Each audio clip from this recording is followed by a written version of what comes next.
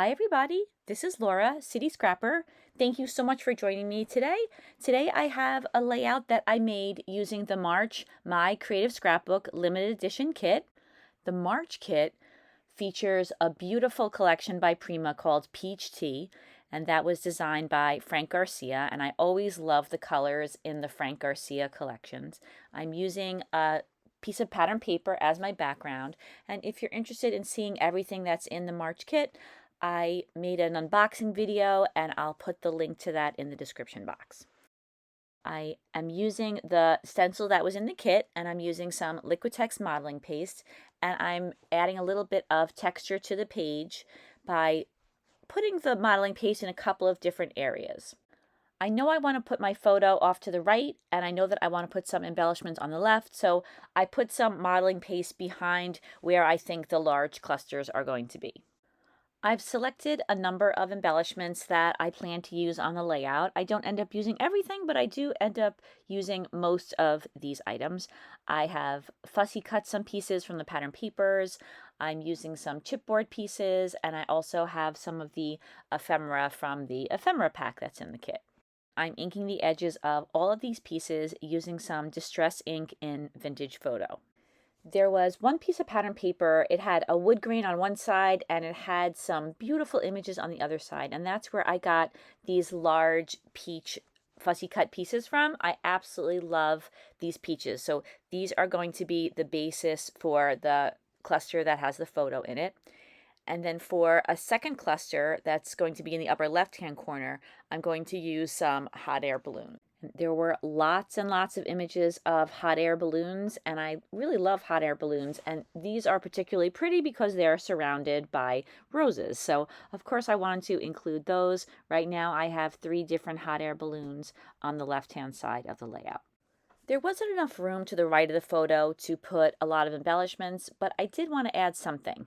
So I used some pieces of pink pattern paper, and I used an EK Success border punch, and I punched out a small border to go to the right just to add a little bit of embellishment. I had to piece it together because I used most of that paper on another layout, but I was able to just attach the 2 separate pieces to a strip of paper, and you would never know that they were attached together.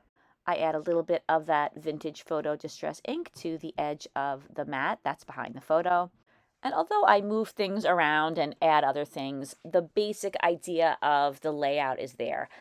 The photo cluster is in almost a triangle shape, and then I have the smaller cluster of the hot air balloons to the left. I use some adhesive fun foam and I pop the photo up a little bit. I'm using the ATG tape on the back of the foam, and that holds it in place, and it holds it even on top of the modeling paste. Sometimes when modeling paste is added to the layout, it's harder to get the elements adhered to the pattern paper, but the ATG adhesive worked just fine to attach the photo down. And then I continue going around the layout and attaching down all of the embellishments that I've picked out so far. I cut both of the tags a little shorter because I knew that the bottom of them would be hidden under the photo, and I really liked the tags and I wanted to use the pieces that I cut off on other parts of the layout. I'm using some more adhesive foam to pop up some of the peaches that are on the page. I thought that adding a little bit of dimension to them would help them stand out a little bit. I really love those images. I think they're very pretty, and I like the way they are darker than the other elements on the page, so I really wanted to feature those. I added a chipboard butterfly to the left of the photo cluster, and although that butterfly does move around that area, it does stay on the layout in the end. There were lots of images of peaches to fussy cut out from the pattern papers. There were some larger scale peaches on that one sheet of paper that I mentioned, so I wanted to use every one of those larger peaches. Right now I have 2 of those larger peaches on top of the photo, and to the left of the top of the photo you can see some of the smaller branches of peaches that I fussy cut out, and I used not only on this layout, but I used on I think every layout that I made for it this month. I absolutely love those images, and there were lots of those to add to layouts. Several of the die cuts and fussy cut pieces I wanted to pop up on some foam, So before I do that, I'm mounting them on some thick white cardstock.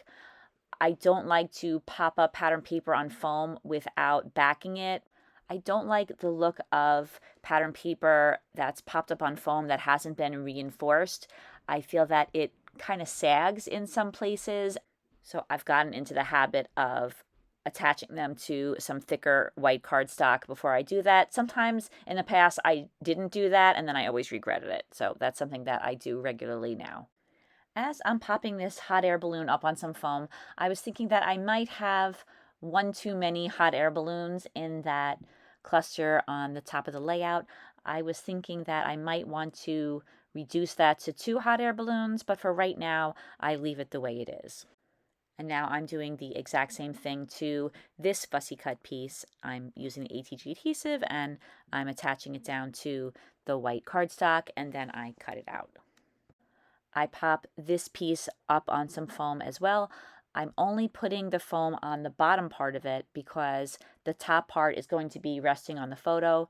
I trial that piece to make sure that it's sitting correctly on the layout, and now I'm adding some adhesive and I'm attaching it down. Now I'm adding some of the Prima dimensional flowers that come in the kit. They're very beautiful. They come in several different colors. I was thinking for this layout, I would just use blue. I didn't want to overload the layout that already is pretty busy with a lot of different colors. So I tucked 2 flowers to the left of the photo, 1 on top of the photo, and then I put 1 on the hot air balloons. I add a few more fussy cut pieces. I added the lady with the really big flowery hat to the left of the photo.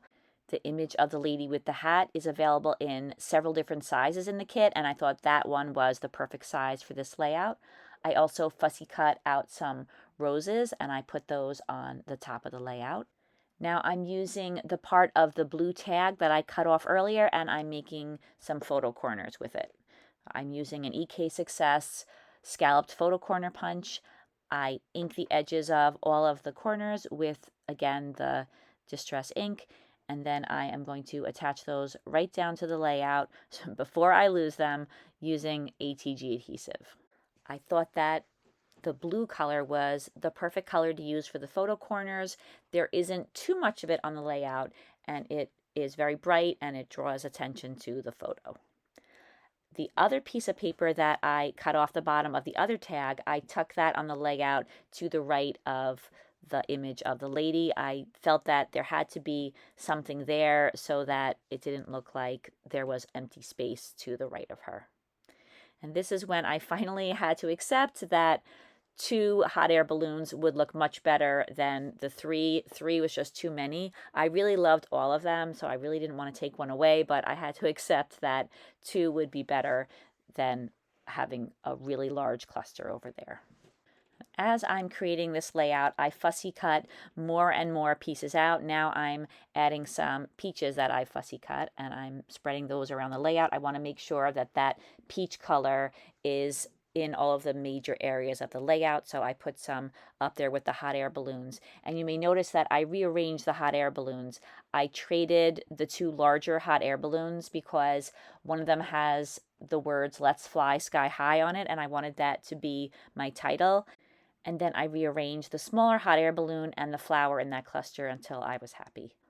I wanted to add a different texture to the layout, so I added just a couple of bows from my stash. I added some white Paper Studio bows, and they were stickers, but I didn't think that they were going to stay put, so I used some heavy-duty gel medium to glue them to the layout. Another texture that I wanted to add was some pearls. I used, I would say, a medium pearl on the photo corners. I just put 2 on the top photo corners because those are the only ones that are visible. I put some very, very tiny pearls on the border strip to the right of the photo and also to the hot air balloon, the sentiment on it. I added a pearl to either side of that sentiment. I'm also adding some loose pearls, and the pearls are from my stash. I love to add pearls to layouts. I add them to almost every layout these days. I added some loose pearls in this beautiful blue color that I think coordinates really well with this collection. I didn't want to use too many different colors. I just wanted to use this one color, but I added a number of different sizes of the pearls so that it would look more interesting.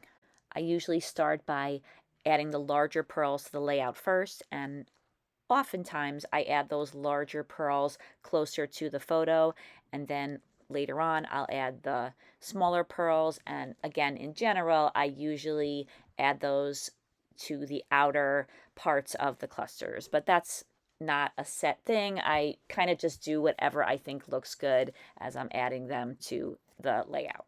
I think it's great to understand design principles, but I also think that you have to go with what you like. I love to add branches and leaves to my layouts, usually as a finishing touch. I decided that white would be the best color for this layout, but I also wanted to add a little something to them. So I used some dies that were in my stash, and I cut out a number of these branches in white, and then I inked the edges again with the same vintage photo distress ink. I don't plan on using most of these die cuts whole. I'm planning to cut them into smaller pieces and use them as little touches around the layout.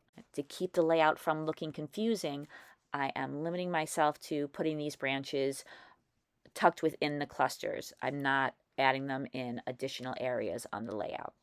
On the bottom, I would say almost left-hand side of the layout where that large cluster almost comes to a point but doesn't quite, I thought that it would be a good idea to add one of these branches there. In my opinion, it gives a more finished look to that area of the cluster. To make these die cuts, I use a set of 2 dies that were in my stash, and I got them so long ago, I really don't know where I got them from. I'm so sorry, but I see many dies for sale that are similar.